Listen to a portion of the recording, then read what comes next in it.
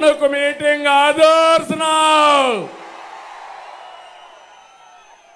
ఇది ప్రారంభం మాత్రమే. రోజు రోజు మీరు చూస్తారు వైఎస్ఆర్ కాంగ్రెస్ పార్టీ కొట్టుకొని పోవడం ఖాయం. నా గొంతు కూడా పోతా ఉంది. మన రాష్ట్రంలో అగ్నికి వాయువు తోడైంది. ప్రజాగళానికి ప్రజాగ్రహానికి వారాహి తోడైంది. ప్రజల నుంచి పుట్టిన ఈ అగ్ని చెడును దహించి వేస్తుంది. అహంకారాన్ని బూడిద చేస్తుందని చెప్పి నేను మీకు తెలియజేస్తున్నా. నేటి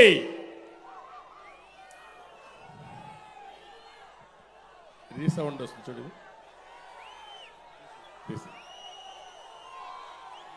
నేటి తణుకు సభ సాక్షిగా చెప్తున్నా, సైకిల్ స్పీడ్కు ఇంకా తిరుగులేదు.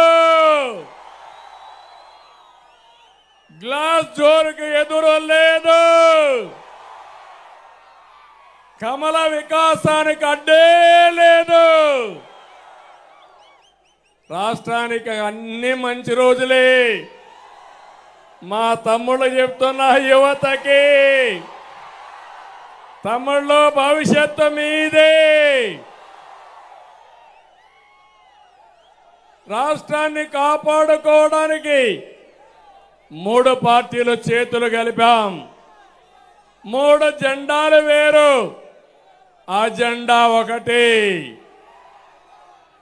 అదే సంక్షేమం, అదే అభివృద్ధి, ప్రజాస్వామ్య పరిరక్షణ అని చెప్పి మరొకసారి మీకు తెలియజేస్తున్నా.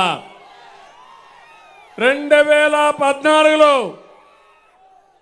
విభజన కష్టాల నుంచి రాష్ట్రాన్ని గట్టెక్కించేందుకు 3 పార్టీలు కలిశాం. ఈరోజు మళ్ళీ కలుస్తున్నాం.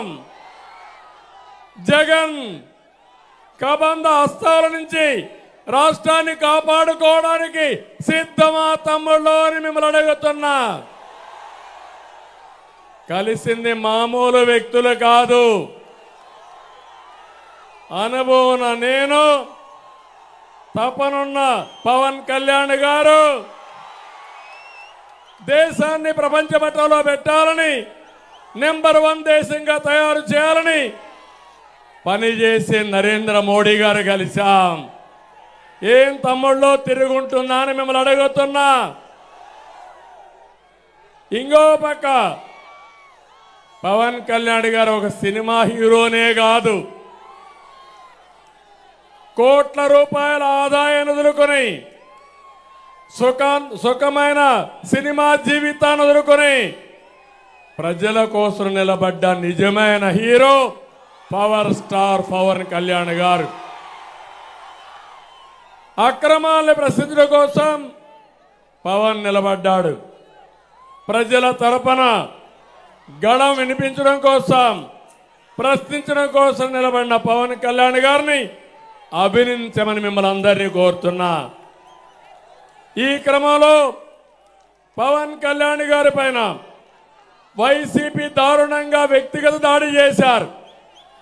అయినా అనేక అవమానాలని, దాడుల్ని తట్టుకొని నిలబడినటువంటి పోరాట యోధుడు పవన్ కళ్యాణ్ గారు అని చెప్పి నేను మీకు తెలియజేస్తున్నా. నేను ఇబ్బందుల్లో ఉన్నప్పుడు బేషరతుగా వచ్చి నా కోసం పనిచేసిన వ్యక్తి పవన్ కళ్యాణ్ గారు. నా జీవితంలో నేను కానీ మా తెలుగుదేశం పార్టీ కానీ మరిచిపోలేమని చెప్పి కూడా నేను మీకు